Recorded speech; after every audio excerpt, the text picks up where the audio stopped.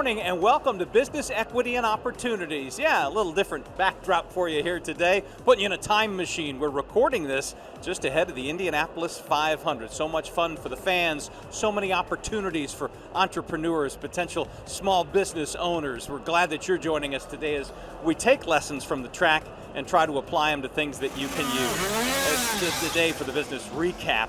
We look at how local businesses and organizations use this venue, this opportunity, this race to bring a business advantage. From the beginning of the 500 back in 1911, officials have used flags, for instance, to communicate to drivers on the track.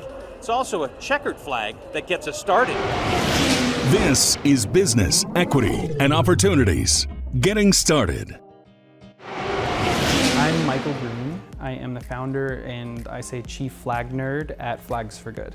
Flags and racing they go hand in hand and they always have. They are the way to communicate to the drivers at very fast speeds what's going on, whether they need to be a caution, whether they need to come back to the pits. So flags and racing have been together since the beginning. And so it's fitting that the Indianapolis Motor Speedway's logo has all 7 race flags that you'll see during the Indy 500. And what I think is beautiful when I moved to Indianapolis, the way that the whole city decks itself out in checkered flag things in the month of May is truly amazing. And it's something that I've really fallen in love with Indy about, is how much they've embraced the Indy 500 in the month of May.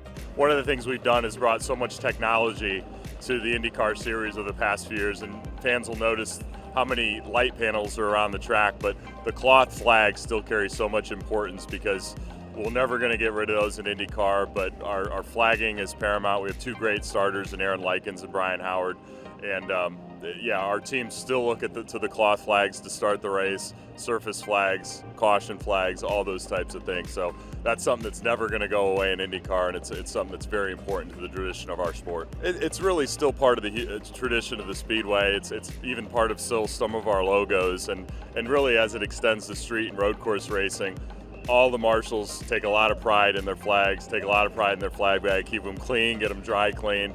So it's something that'll never go away, and it'll be on far past when I'm departed from the Speedway.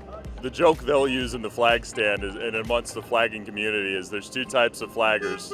Those that have dropped their flags and those who've never flagged before.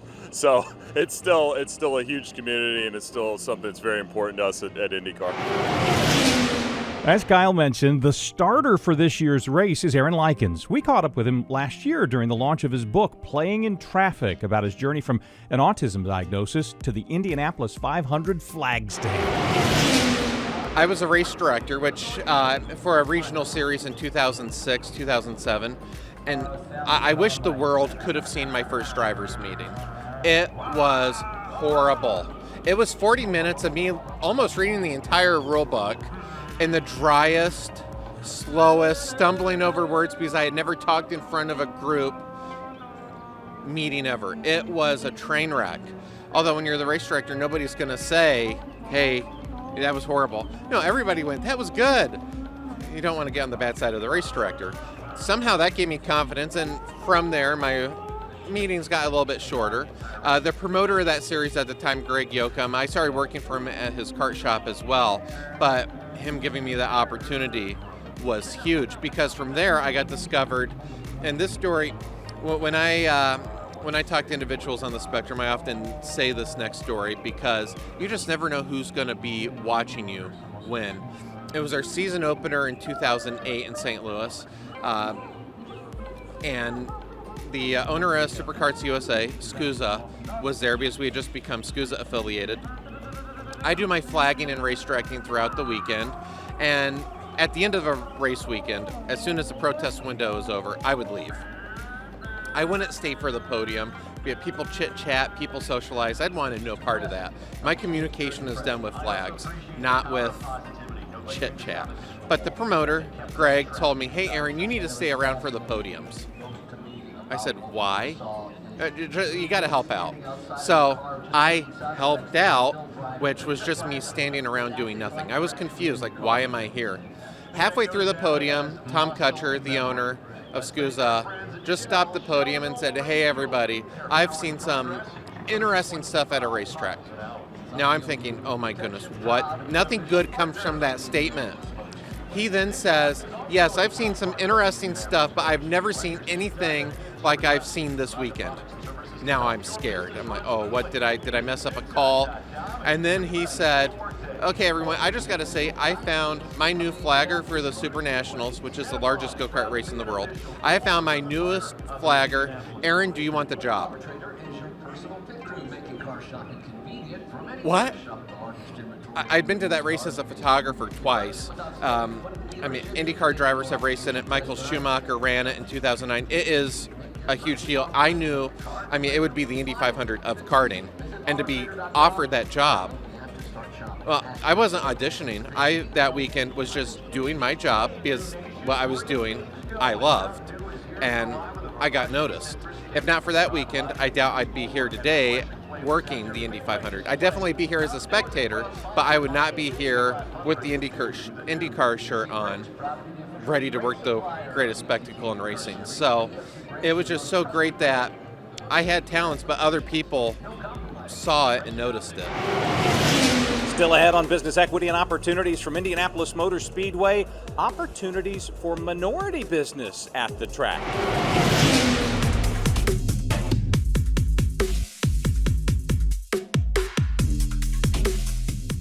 It's the first, the biggest. It's the All Indiana Sports app. Live scores, exclusive highlights, more coverage, more action. It's all here. I've been doing sports for over 25 years, and nothing comes close to this. The players, the fan, everybody needs this. Totally customized. You're in control. Your sports, your way. When you want it, how you want it. Download the All Indiana Sports app today.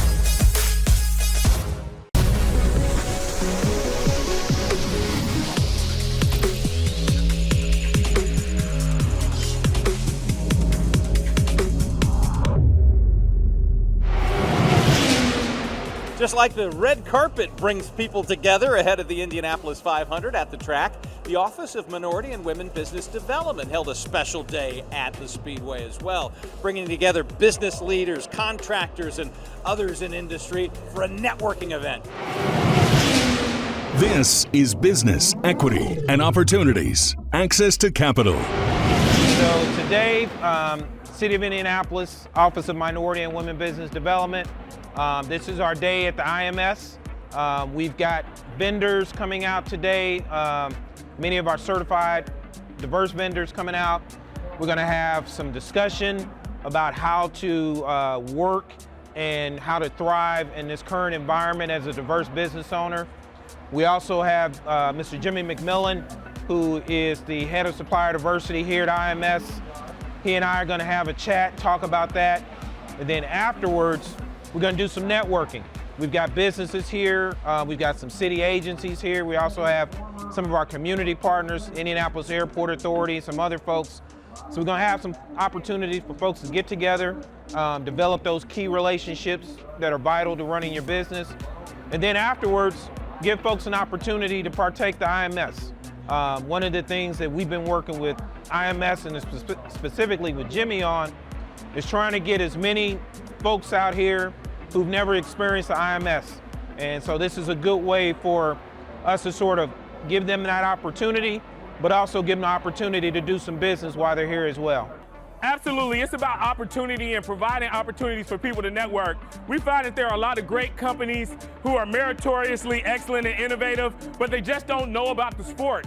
They don't know how to connect with the right people to get the opportunities to sell their business, to sell their services or products.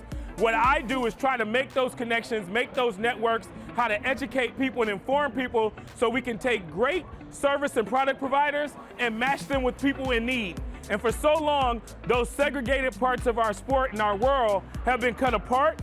I try to bring them together. Absolutely, we've got NASCAR, we've got Brickyard Weekend, we've got sports car racing with IMSA and SRO, we have Ferrari Weekend, we have services, we are a year-round organization. We also travel to our other 16 different locations that IndyCar races at, and so we're constantly looking for people to provide business opportunities and services in those locations as well.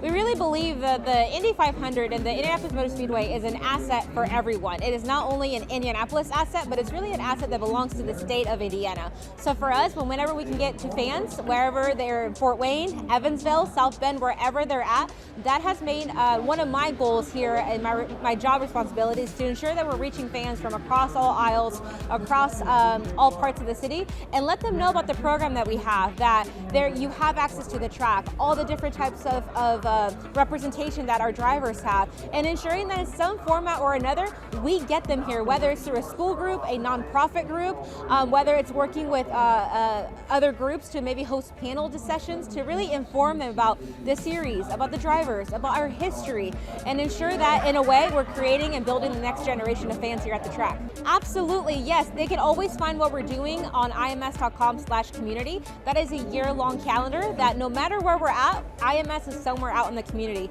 And so we want fans to stay connected with us. Social media is a great platform for us to be able to educate fans as to what we have going on, where we will be in the next city, or perhaps where we're bringing the next driver out to a community event near them. My name is Davita Johnson, owner and founder of Core Solutions. We're here today to celebrate all the many great accomplishments that OMWBD has done for the city of Indianapolis and small businesses. The way that the market is booming in the construction industry, great partnerships and building relationships is a priority, and I think it's very critical in building successful and sustaining businesses in today's market and for the future. I think so, but I think that the power in all of it is being able to be flexible with how the ebbs and flows of the market is. It's always been that way, but being able to understand that during the slow times is where you do a lot of the preparation to get prepared for when things actually go back up to where they need to be. Yeah, so we're out here today to talk with other business owners who are interested in certification, and it's a joy to be able to come out here and talk to business owners about my process of going through certification and how it's really helped and benefit my company. When you think about racing, of course, we think about the race cars on the racetrack, but there's so many things around that makes that happen. There's maintenance, there's construction, there's communications and public relations, and there's so many things here at the Indianapolis Motor Speedway to make this the greatest spectacle in the world. And so this is an opportunity for us to connect folks, make that connection, connect those dots, and see if there's any opportunities for them to be part of this great thing that we have here in Indianapolis. Ahead on Business Equity and Opportunities, team building at the Speedway.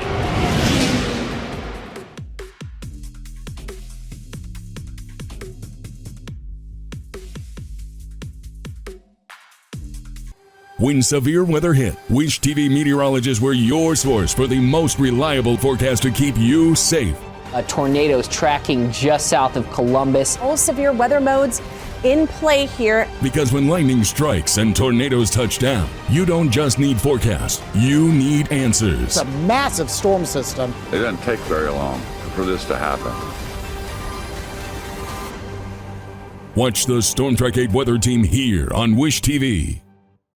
This is Business, Equity, and Opportunities.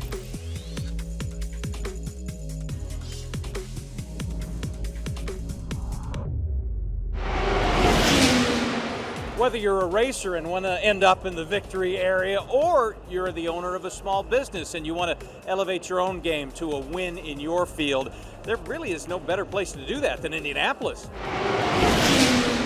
This is Business, Equity, and Opportunities. This Week in Business. Hi, my name is Charles Garcia. I'm the owner of Foso Construction. We're a general contractor who self-performs general trades, and we are a certified company, minority, and a veteran certified company, also service disabled and DBE certified. You know, it's a great event to really come out and network when you're out here with customers, when you're out here with vendors, to really get that one-on-one time, to really get to know your customers and your vendors just a little bit more, and to kind of, kick back and relax a little bit outside of the normal professional setting, if you will. I think we are on the right track. You know, when they have this many events, it really gives you the opportunity to, kind of work it into your schedule. So right now, of course, being that it's May, it's a very busy time of the year. But again, with all the events that they have, with all the open track days that they have, it really gives you an opportunity to work it in your schedule and still be productive. This is an excellent time to be in the construction business. If you're not out there working, if you're not out there making money, then you have an issue. When you look around Indianapolis and even the surrounding counties, all you see is tower cranes, all you see is development. Indianapolis and the surrounding counties, there's so much development going on. So yes, this is a perfect time to build your company, to grow your company, to invest in your company, and to really extend your customer base. My company's gone through a lot of transition, of course. My company's been open since 2012, and we've gone into several different areas of the industry. Right now, with where we're at as far as the scopes of work that we provide, and as much construction as there is today that really encompasses those scopes of work, that gets me excited. Growth gets me excited. Progress gets me excited. And then to see, these younger companies, smaller companies, be able to grow, I mean, that's just good for Indianapolis and Indy as a whole. Hi, I'm Miguel Patterson. I am the CEO of Lampco Federal Credit Union. We're a credit union that started in 1962. We recently expanded to Marion County from Madison County. We were headquartered in Madison County, but we recently expanded to Indianapolis and Marion County. The big thing about coming out to the event is connecting with the people. We love connecting with businesses, small businesses, and even individuals and trying to help them expand their financial capabilities. We have been able to partner with a number of local businesses and nonprofits based on sports and entertainment. Coming to events like this with this huge crowd here, we've been able to really connect with new members as well as our core members. We have been focused on just remembering we're the family guys, sitting down, talking to our members, realizing that we're all people and that people are people and trying to help people, and that's the big thing. The thing that gets me excited about my business is I'm an Indiana kid, and coming back home to Indiana from New York and from Purdue and being in central Indiana and being able to be a CEO of a credit union where I can really support our members and help people. That's what excites me. We're here at the Indianapolis 500 in the great Indianapolis Motor Speedway. And in the community, it's all about how people live and what they love to do. And that's one thing that's important at the credit union, is to make sure we're able to give those individuals, our members, exactly what they need to do from a financial perspective so that they can take care of their families and reach their dreams. Not only that, but we improve on the community by giving back and volunteering. We have a volunteering committee that does not only from Madison County, but also in Marion and Hamilton County and Hancock County where we do business. Well, training is similar to like the drivers out here. It's a repetitive process. Nobody's perfect. People make mistakes. And what we do is to help minimize those mistakes by putting in good processes and procedures and great teachers and leaders like our CEO, Miguel, to lead them into better position and better overall performance, and hopefully, just like here, coming out with the checkered flag. Not only are aspirations there, but people have dreams of their relationships, their children, thinking about what succession plans look like, and also just from a day-to-day to have fun and to come out and enjoy. And that's what's important, to make sure that people are able to reach those goals, and then at the end of the day, have a great time out there. I love our staff. Every day I wake up in the morning, I'm energized to make it to work with them, to do the business of the credit union, which is to make sure that everyone reaches their goals. And not only that, but improve on their lives. That's what credit unions are here to do, and that's what gets me up in the morning. Hello, my name is Ebony Ligon. I am the owner of Compassionate Senior Care. We are a non-medical company. We are in the process of being medical, so we will have that license soon. And we just do everything. I'm statewide.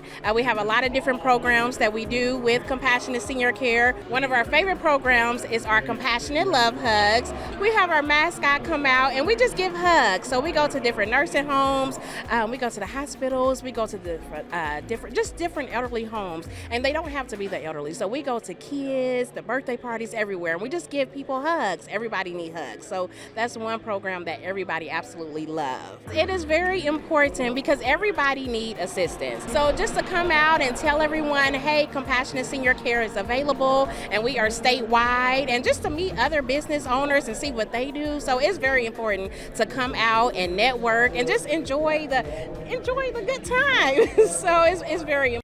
This is Business, Equity, and Opportunities.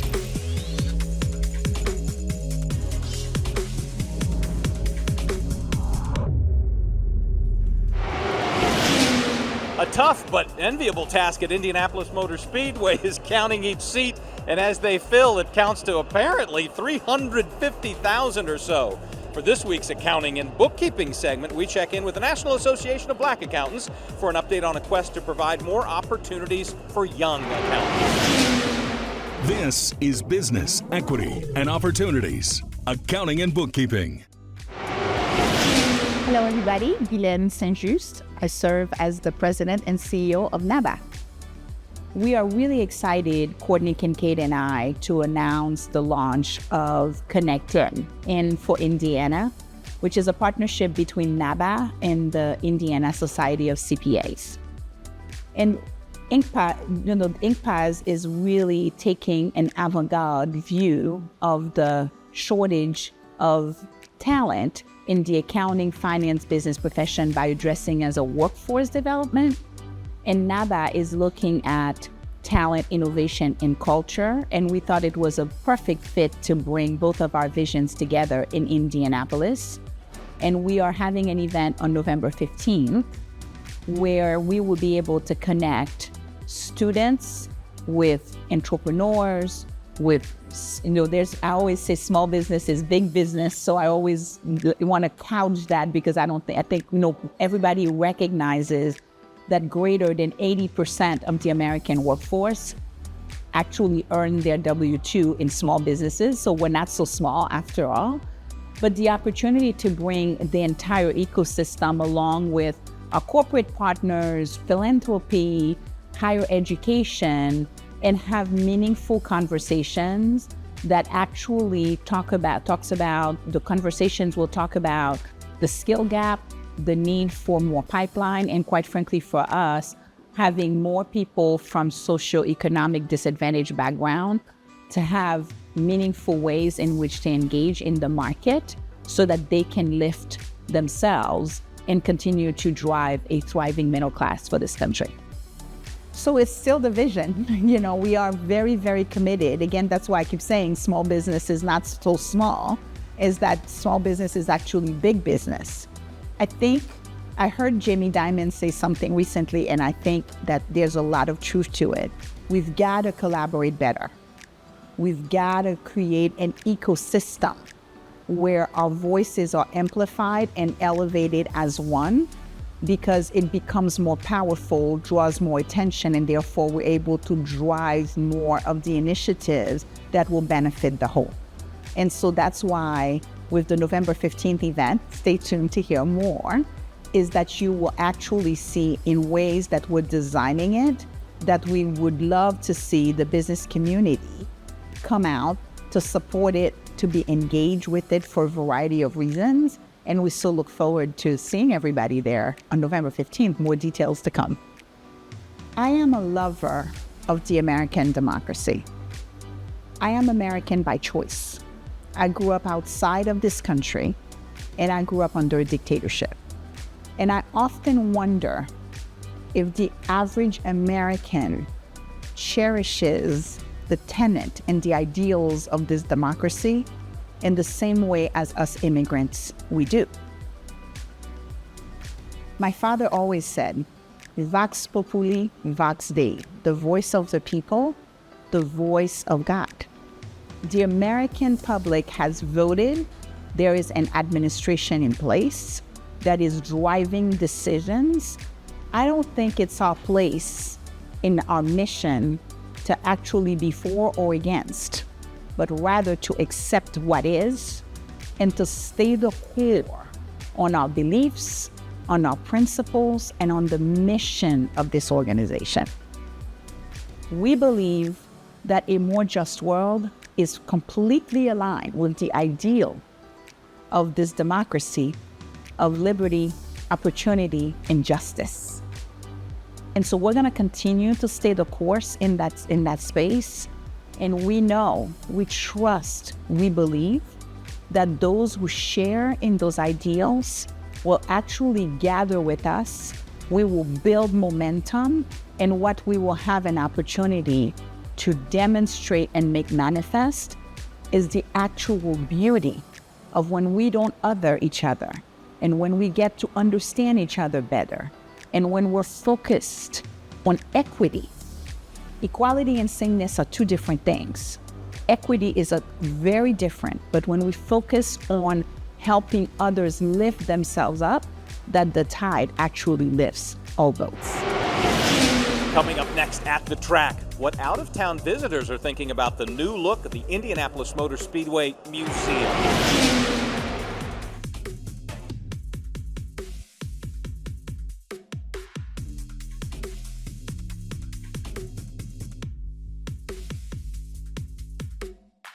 Every business is unique, and every business has a target audience.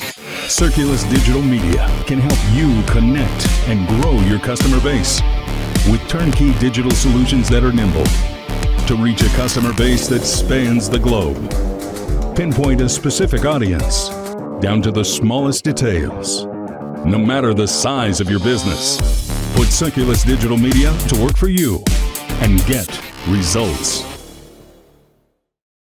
This is Business, Equity, and Opportunities.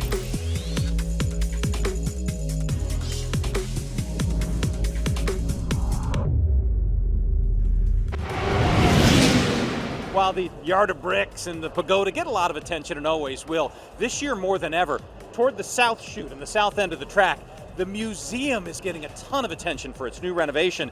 Our Business, Equity, and Opportunities crew caught up with some out-of-town visitors for their review. This is Business, Equity, and Opportunities, running your business day to day. Hi, my name is Lenny Brezik. I'm from the Upper Peninsula, Michigan, and Crystal Falls, Michigan. My name's Thomas Husick. I'm from Bloomington, Illinois. Every year for the last, 15 times, 20, all our 8th grade graduates that are still alive, a lot of us come down as guests of one of our 8th grade classmates. That's Mike Lanigan. He owns a race team with Ray Hall and Letterman, and we're treated like gold down here, and we all get back together. It's like a reunion. It's kind of like a little grade school reunion. It is phenomenal. It is just, you can't get enough of it. You go from exhibit to exhibit, and the next one is just, it's phenomenal. That's probably the best way I can explain it. They've done a really nice job of making like the little garages and stuff. Prior, they didn't have the garages, they just had the cars. I would make a suggestion though.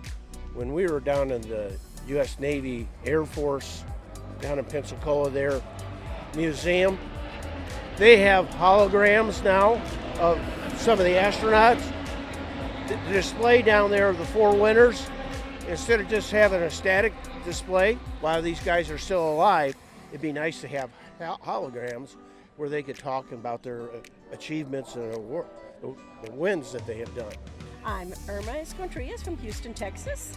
Henry Escontrias from Houston. Oh, it's amazing. Oh, so beautiful. You need to come down and see it.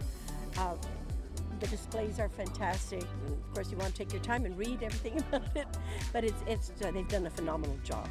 People before us that have come in here have told us how wonderful it is, and they couldn't even begin to describe this unless you've been here. Oh, lots of memories. We've been coming since 2002, but the cars, those old tickets, the newspaper with the winner, it's just a great exhibit. Yeah, beautiful exhibit. Just you can't pick just one thing because it's just interesting, and I love to see the history of it. Seeing the old helmets, and just it's amazing how they would race with so little protection. They were very brave. Well, I tried the simulator and I hit about every wall and found all the grass around here, so that was a lot of fun. Hi, I'm John Harima. I'm from Seattle. I'm Jack Harima, also from Seattle, and Purdue student just graduating, tomorrow. This is actually my first time into the track, so yep, first time. Yeah, I went to the museum a few years ago before the renovations, but now it's super cool now. Yeah, so comparing it to the museum a few years ago, there was a lot of cars, which was super cool. I mean, that's kind of what you're here for.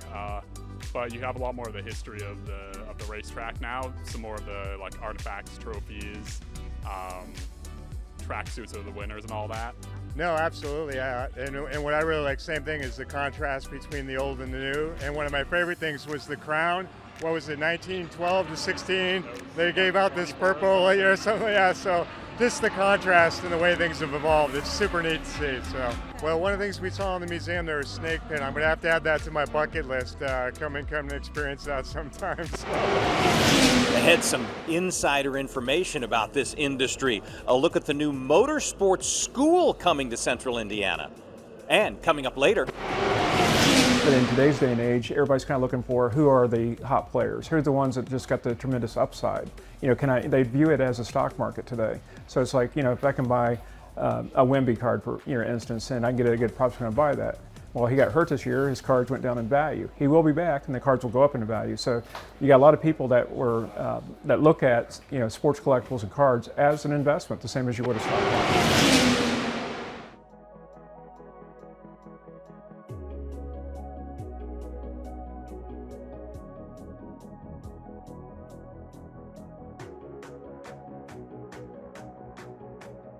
Behind every headline is a story, and sometimes the facts aren't easy to find. But for Wish TV's iTeam8, that's what we do. Every day, we investigate all angles. Going straight to the source, even behind closed doors. From everyday frustrations to decisions that can shape your future. We push for the truth, and we don't stop until you get answers. We're Wish TV's iTeam8, investigating for you.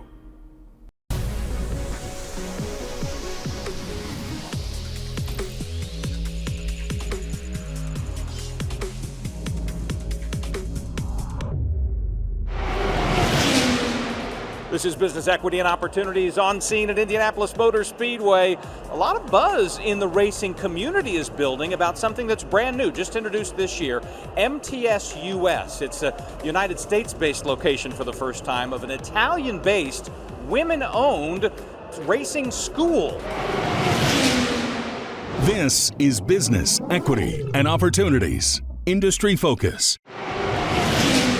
I got a lot of passion for actually the sport, and I think that it's good to have people that are passionate, they're very knowledgeable, instructors that have a long wealth of experience in the racing, and I think that they can transmit that, bring the new people in, the young guys into the sport, and transmit also their passion to them that will keep them engaged.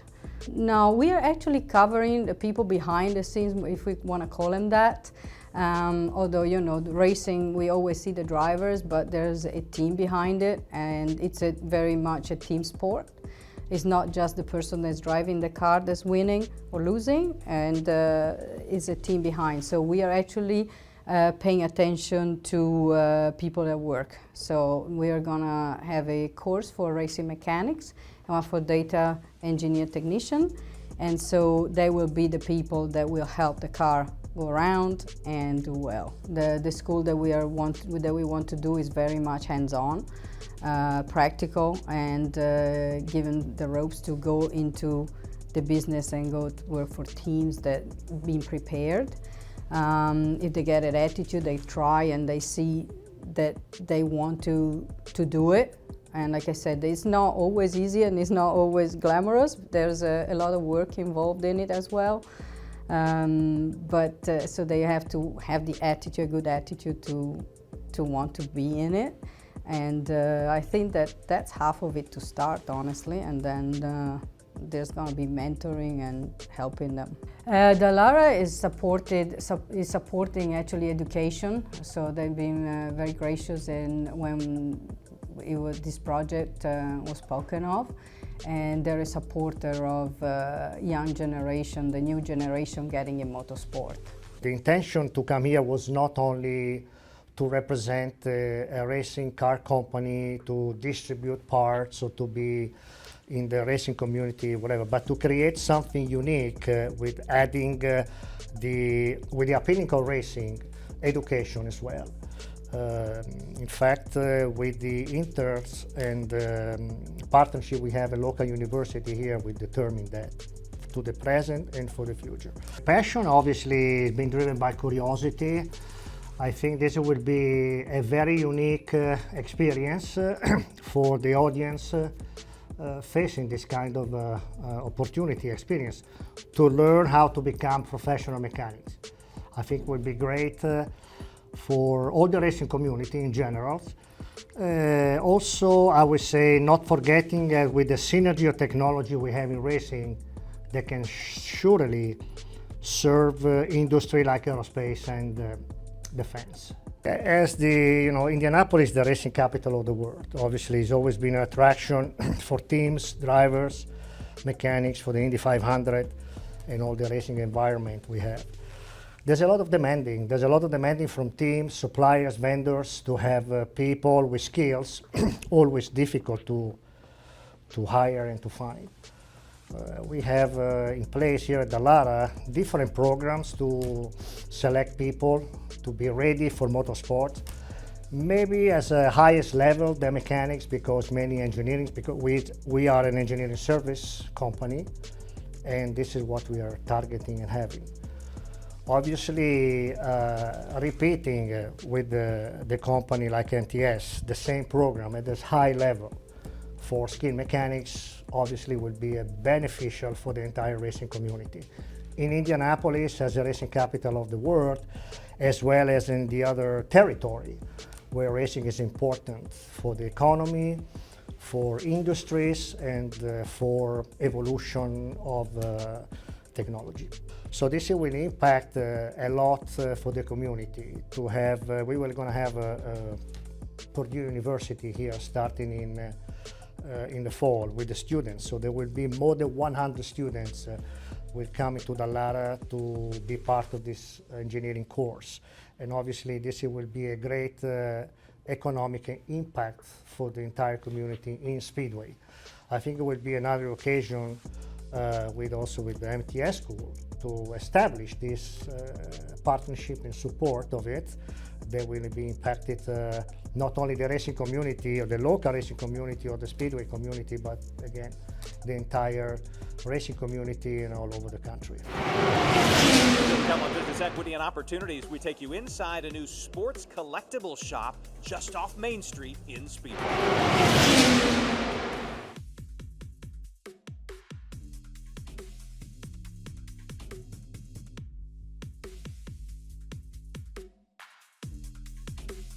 Wish TV was the first station on the air, live from the 500. Welcome to Daybreak Race Day. Daybreak delivered coverage from every corner of the track, with behind the bricks access from the garages to the grid. One full of headlines. We're off to a good start. Things are just starting to wake up. Just how exciting. We're covering it all here on Wish TV. Wish TV, getting you ready for the race like no other. Brought to you by WGU.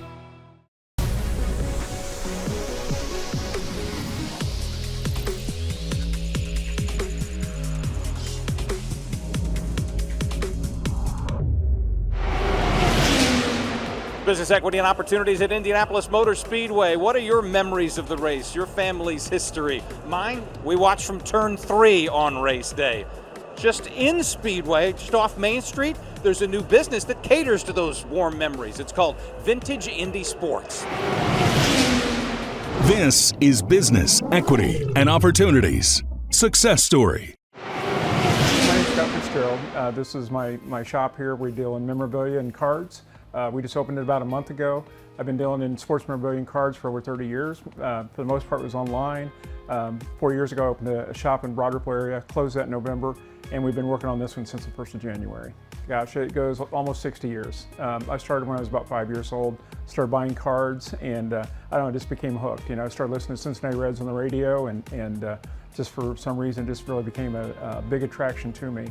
And it just, sports were an escape for me. And it just kept going and going, and I couldn't get enough of it. By the time I was in high school, I amassed over 1 million cards, and my mom started throwing a fit and say, get rid of these cards, and I'd throw a fit back and say, no, I can't do that. And then she started buying them for me, and so I was primarily a card collector probably until mid 80s, 90s, and then the grading came along, and I found it very subjective, and stopped collecting cards and started selling them.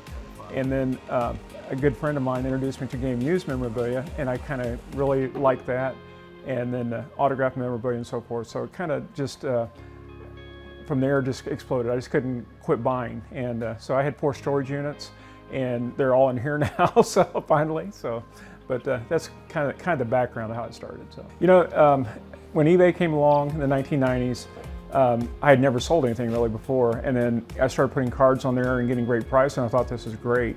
And then it's like I just couldn't buy enough, so I just kept buying and buying, and then just before you know it, you look and it's like, where did all this come from? So, honestly, I don't really find them.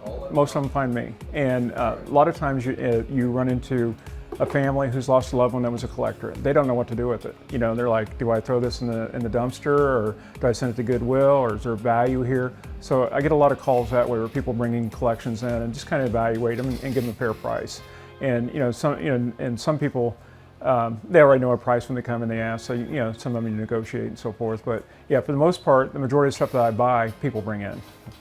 I've been coming to this building since it was an antique mall years ago, and I knew they closed this 4 or 5 years ago, and I had been eyeing it since then. And then it was purchased by the State Farm Agency, and when I was looking for property in this area this summer, I saw that this building here, and I'm like, there's no way that State Farm's used this entire building, because I knew how big the building was. So I struck up conversations with them and just kind of worked things out over time. I always viewed Speedway as a good location. And again, I knew that it would become more race-centric, but I figured the race collectors, race fans, are also collectors of other sports. And I just thought, you got a building crowd of hundreds of thousands of people walking the streets of Speedway every year. So I thought, the demographics are there, and and it's proven out to be true. I mean, you get walk-in traffic every day. Yeah, I mean, my business does see spikes, ebbs and flows based on how the local teams are doing. Pacers are doing very well right now, so I get calls every day from people looking for Pacer memorabilia. When the Colts are doing well, I see the same thing helping with that. So, and certainly, the month of May, we got a lot of race fans coming in. Basically, what they can expect is that, first of all, a friendly staff that will assist them, and then they're just going to find basically sports memorabilia from about any sport you can imagine. I mean, we got, not like we have anything close in horse racing that we do auto racing, but there is some horse racing stuff here. Gymnastics, swimming, we have that. But again, we kind of focus on the major sports, and they're going to find over 4,000 square feet filled with memorabilia. Some of it game used, some of it autographed. A lot of cards. So, about anything that a collector would want, we either have or we know where we can get it. Oh yeah, absolutely. There's a second level up here you'll see, and all that is my personal collection. It consists of athletes that are either from Indiana or participate in sports in Indiana. I got a rack upstairs. It's nothing but game used jerseys. I mean, that doesn't put you any closer to the athlete than buying a uniform that was on the back of one of your favorite athletes. And I have them from Pacers, Colts, Fever, Indiana University, Purdue University, Notre Dame. So basically that's something that you don't find in every store, is actually be able to walk in and touch the items that were on the back of a professional athlete. Yeah, I mean, we got the supplies here. We got this penny, it's called penny sleeves. And, generally put that on the card first, and then you put that in a top loader, which is a little harder plastic to help protect those. Then we also have sleeves for graded cards. Then we have sleeves for pictures, photos, postcards, comic books. So basically try to have supplies on hand to accommodate all collectors, not just the sports card collectors. Then we have boxes as well that they can store those items in. But in today's day and age, everybody's kind of looking for, who are the hot players? Who are the ones that just got the tremendous upside? They view it as a stock market today. So it's like, if I can buy a Wemby card, for instance, and I can get a good price, I'm going to buy that. Well, he got hurt this year, his cards went down in value. He will be back, and the cards will go up in value. So you got a lot of people that look at sports collectibles and cards as an investment, the same as you would a stock market. If it's just as a collector, then yeah, absolutely, center on what you love. I mean, if you're doing it as an investor, then yeah, you got to stay on top of all the cards. But absolutely, I would recommend collecting what you love. My personal collection is items that mean something to me, and it's something that I don't wake up one day and say, I'm tired of these being here. So what gets me excited the most is seeing collectors that like it and appreciate it as much as I do. I also like kids coming in that are getting into the hobby and see their excitement when they get their favorite players. Our thanks to the folks at Indianapolis Motor Speedway for letting us host Business Equity and Opportunities during a race day in Indianapolis. Thrill for us, hopefully useful to you. Entrepreneurs, small business owners, people who crave the information that successes like the Speedway and the racers at the track certainly author every month of May. We appreciate you being with us. Always want to invite you to join the Business Equity and Opportunities podcast. Hear some more of those great stories in a longer version that's on the All Indiana Podcast Network. Our website, beoshow.com, has all sorts of great resources for you. Every one of our past conversations, including this week as well, and in the future, a great place to always catch up to our weekly newsletter that we update at least once a week with new information and resources for you as well. You can always catch this broadcast free of charge on Wish TV, 10 o'clock on Sunday mornings. If you'd rather be on the go away from the TV set, that's fine. Just stream us at wishtv.com. For now, thank you for being with us. Thanks again to the track for letting us be with you here at this great venue, and we'll see you next week on Business Equity and Opportunities. Till then, I'm Scott Sander. Have a great day. Business, Equity, and Opportunities, made possible by Fifth Third Bank, Indiana Black Expo, Gemco, Indy Biz Pass, Bose McKinney & Evans, Eskenazi Health, and Lilly, a medicine company.